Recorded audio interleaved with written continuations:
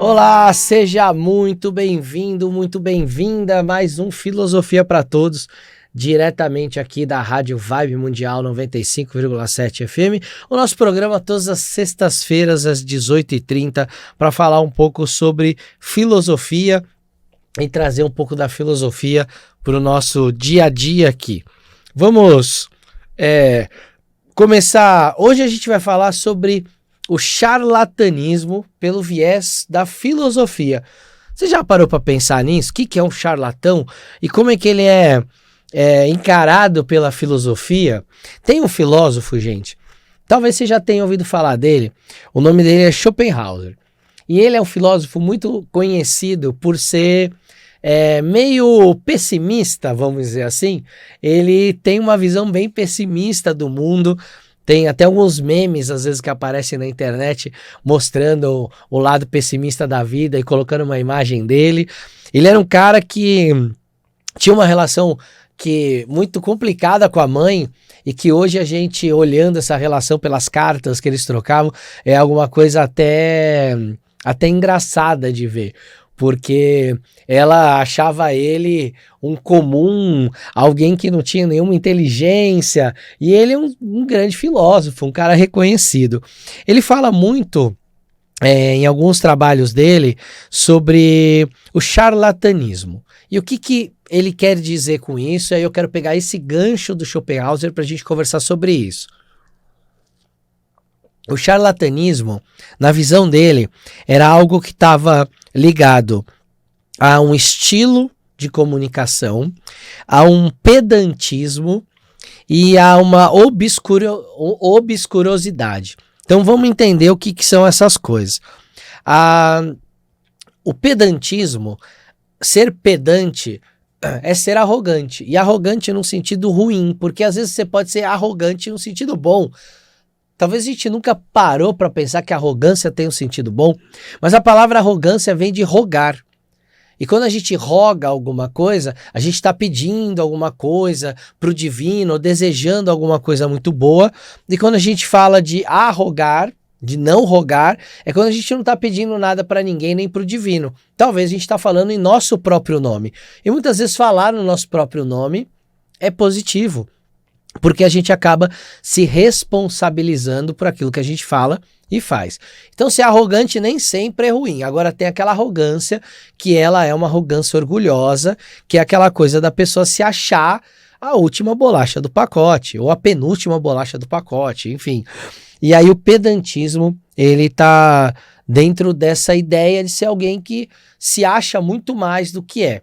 Então, em geral, um charlatão, ele é pedante, porque ele acha que ele é muito além daquilo que ele é, e na real ele não é nada daquilo que ele mostra para as pessoas.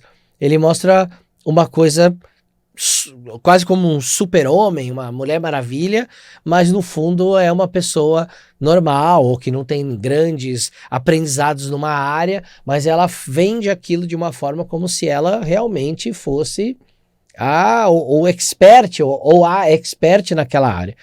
E a parte do estilo de comunicação é muito importante para a gente reconhecer um charlatão, porque em geral eles criam um estilo de comunicação muito próprio. E esse estilo, ele passa por uma linguagem que ela, ao mesmo tempo em que eleva a imagem dele, também é um estilo de comunicação que se torna subjetivo, abstrato. O que quer dizer essas duas coisas? Vamos lá, vamos explicar. Então, primeiro, o estilo de comunicação que faz com que aquela pessoa seja mais do que ela é. Então, aí a gente vai entrar no estilo de comunicação que vai estar lá no pedantismo. Lembra da história de parecer ser muito melhor, de ser muito arrogante no mau sentido? E o outro tipo é a comunicação mais abstrata, ou seja, é alguém que fala de coisas que normalmente não podem ser comprovadas de maneira objetiva. Então, olha só, no meio da espiritualidade, a gente tem muitas pessoas que falam coisas que normalmente elas vão lá, estudam num livro, leem num livro, e aí elas vendem cursos ou vendem práticas ou rituais coletivos de coisas que elas foram ali rapidinho e estudaram num livro. quando na verdade elas não têm uma prática naquela coisa. Então, olha, isso já é uma primeira diferença. Então imagina assim, eu li um baita livro sobre um sistema mágico e vou lá e começo a vender para todo mundo. Ó, faça um ritual de prosperidade comigo, faça um ritual de não sei quem, de não sei que lá comigo, porque essa pessoa em geral, ela foi lá, leu alguns livros e começou a fazer isso sozinha. Ela não foi instruída. Ela não participou de práticas com uma outra pessoa que já conhece o método há mais tempo. Ela simplesmente leu ali uma receita de bolo e ela tá vendendo bolo em cima da receita que ela vendeu. Aí eu te pergunto, será que você compraria bolo, por exemplo, de uma doceira que nunca fez bolo na vida, mas ela leu ali uma receita e falou, não, pode deixar que pro seu casamento, eu vou ler aqui uma receita, vou fazer e vai ser o bolo do seu casamento. Você confiaria numa pessoa que não tem prática, que nunca fez aquele bolo antes? Então tem muita gente que faz isso. Vende uma ideia abstrata de que, olha, esse ritual aqui é um ritual de prosperidade, mas não tem prática suficiente para entender como é que aquele ritual funciona. E, gente, tá cheio disso na internet. Tá cheio de gente com essa pegada na internet e a gente tem que tomar cuidado com isso. Porque eu posso, por exemplo, comprovar que alguém é um bom engenheiro pelo diploma, pelas obras que a pessoa fez, porque normalmente o engenheiro assina a obra, ele tem lá o número do CREA dele para comprovar que ele tem um registro dentro do conselho. A gente consegue avaliar essas coisas. Um médico, eu vou ver onde ele se formou, quantos anos ele atende, quais são as especialidades dele, se ele está lá no conselho de medicina. Tudo isso valida a proteção, certo? Valida também uma carreira, valida a contratação que eu vou fazer daquela pessoa para, seja um médico me atender, seja um engenheiro construir uma casa para mim, uma ponte para a cidade onde eu, sei lá, sou secretário de obra, sei lá. Mas a gente tem esse tipo de validação dessas coisas concretas. Só que na espiritualidade, gente, a gente não tem. A gente não consegue ter uma validação tão objetiva. Normalmente as validações que a gente tem é quanto tempo essa pessoa estuda, quanto tempo ela pratica, se ela é de uma tradição, quem iniciou ela na tradição, ou é uma tradição reconhecida. E aí tudo isso faz com que a gente comece pelo menos a ter uma base de quem é aquela pessoa. Mas a espiritualidade ela é muito ampla, a espiritualidade ela é muito diversa. E aí tem lugares e práticas que não tem um iniciador, ou que não tem uma tradição. Então, por exemplo, quem lê baralho cigano, normalmente não vem de uma ordem iniciática, não vem de uma tradição de baralhos ciganos. Normalmente essa pessoa fez o curso com alguma pessoa, aprendeu, começou a tirar e foi depois de muitos anos ficando boa naquilo, na leitura daquele oráculo. É uma espécie de validação, não deixa de ser, mas é algo que fica no campo do abstrato, do subjetivo. E aí é nesse ponto que muitos charlatães eles se valem, porque como a gente não tem como comprovar, um charlatão ele pode falar assim, não, eu tenho 20 anos de experiência em baralho cigano, e você não tem como saber, você não tem um banco de horas ali pra gente realmente olhar para ver se essa pessoa tem isso ou não. E aí o Schopenhauer ele fala disso, ele fala de quanto, dependendo de questões estéticas na construção de um discurso, questões retóricas na construção desse discurso, porque aí isso vai criando um estilo em que o charlatão ele consiga se valer de alguma coisa. Eu vou dar um exemplo que eu vi esses dias e que eu achei que me chamou muito a atenção, porque ele é um exemplo do quanto a gente às vezes não tenta aplicar, pelo menos que seja um pouquinho de lógica dentro da espiritualidade. Então eu tava no Instagram esses dias e aí eu vi uma auto-intitulada sacerdotisa de uma tradição. Então ela é uma auto-intitulada, acho que eu até posso falar, ela é uma auto-intitulada sacerdotisa de Hecate. Posso falar porque hoje tem um monte de sacerdotisa de Hecate na internet, então eu posso falar dessa em específico. Então ela estava lá dizendo que ela era uma alta sacerdotisa de Hecate, que ela faz os ritos de Hecate e que ela falou ali no perfil dela, 35 anos. e que ela já fez mais, agora a gente começa. Então assim, tem o perfil de descrição dela. Sacerdotisa de Hecate, tenho 35 anos de idade, faço rituais desde os meus 16 anos e eu já fiz mais de 30 mil rituais. Quando você olha esse currículo, você fala, caramba, a pessoa fez 30 mil rituais, ela tem muita prática. Ela é muito boa na vivência de Hecate, porque provavelmente um sacerdote de Hecate no templo grego, na Grécia Antiga, durante a vida dele nunca fez 30 mil rituais. Ela é muito boa, ela é melhor do que as sacerdotisas de Hecate da época grega. Só que aí a gente começa a olhar para isso e falar assim, não, mas peraí, deixa eu fazer conta. Vamos fazer conta, gente? Ela tem 35 anos, certo? Vamos tirar, então, os 16 anos que ela não fez ritual, porque ela falou que começou a fazer ritual com os 16 anos. Então, ela está fazendo ritual há 19 anos. Vamos dividir 30 mil rituais dividido por 19. Isso dá 1.578 rituais por ano. Vamos dividir por 365, que são os dias do ano, dá 4,32 rituais por dia. Ou seja, essa pessoa teve que fazer dos 16 anos dela até os 35, quase 5 rituais para Hecate todo dia. Todo dia, gente, de segunda a segunda.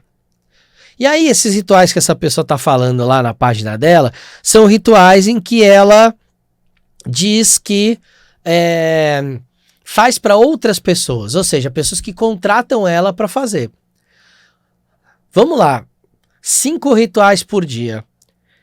Uma preparação de um ritual, se é um ritual único para cada pessoa, uma preparação de um ritual, vai aí 1 horinha, 2, mais um ritual. A gente está falando ali de um período de quase 3 horas para cada ritual. Se são 5 por dia, são 15 horas fazendo o ritual. Se ela dorme 8 horas, são 23 horas no dia. Sobra 1 hora para ela viver. Vocês entendem que às vezes as pessoas fazem isso, nem elas pensam que elas mesmas, nos discursos delas, estão entregando que elas são charlatãs?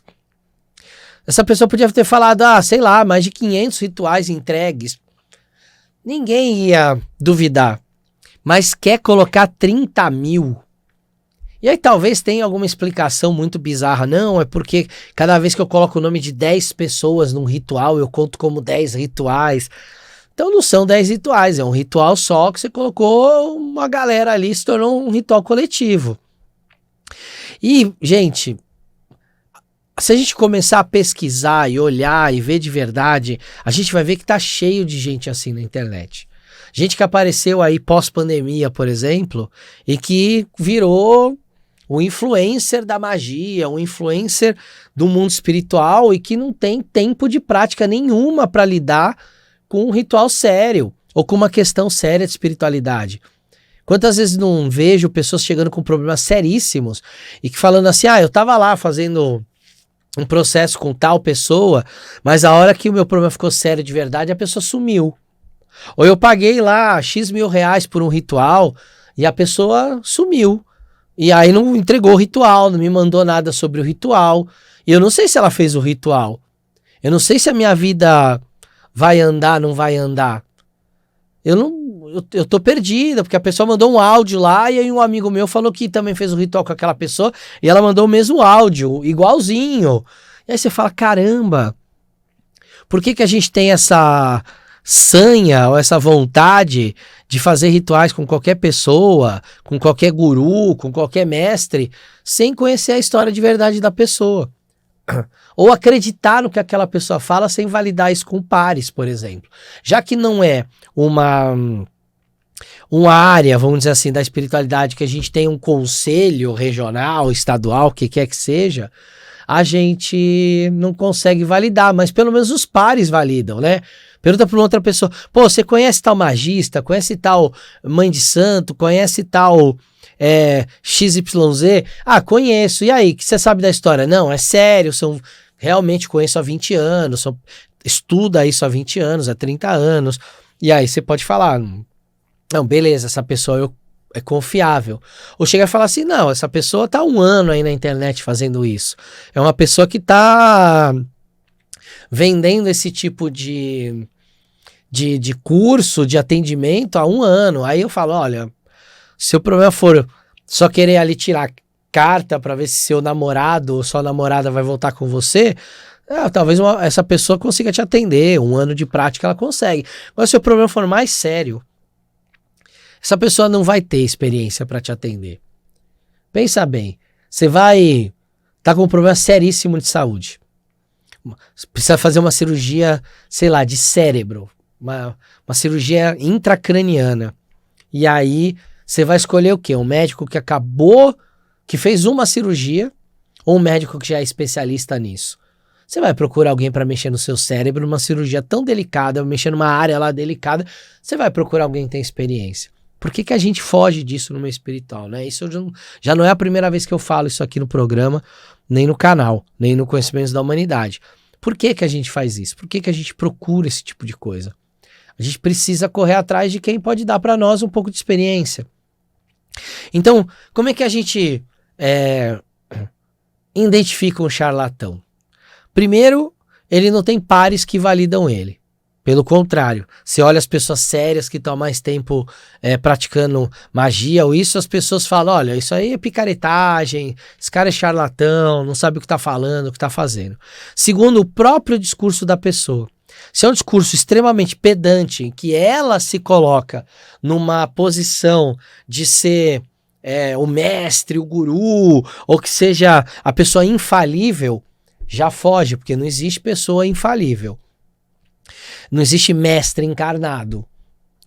Essa é uma boa lição que eu aprendi há muitos anos da minha vida. Eu venho repetindo aqui nos nossos programas no canal, para quem faz curso comigo há muito tempo. Então não existe mestre encarnado. Pensem nisso quando alguém se autonomear mestre de alguma coisa.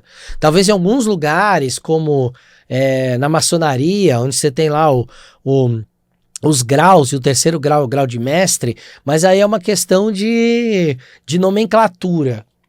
Não é uma questão só de título, no sentido de, olha, eu sou o mestre, então ajoelhem-se a mim, né?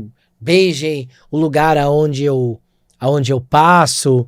Então, tomem cuidado com isso. Outra coisa pra gente ver é o discurso abstrato. É o discurso que normalmente é o discurso que você acha num livro, não é algo que parece que tem uma prática. A pessoa ela até fala, não, eu faço esse ritual e olha a minha vida, como minha vida tá incrível. Só que vai ver se realmente a vida dessa pessoa tá incrível. Vai ver se realmente essa pessoa ela tem a casa que ela diz ter, o carro que ela diz ter, a vida financeira que ela diz ter. Porque muitas dessas pessoas acabam para atrair gente para tomar um golpe, elas acabam criando um universo de fantasia. Olha aqui, eu só uso roupas caríssimas, o meu carro é esse, a minha roupa é aquela, meu casa é aquela, eu viajo para não sei aonde.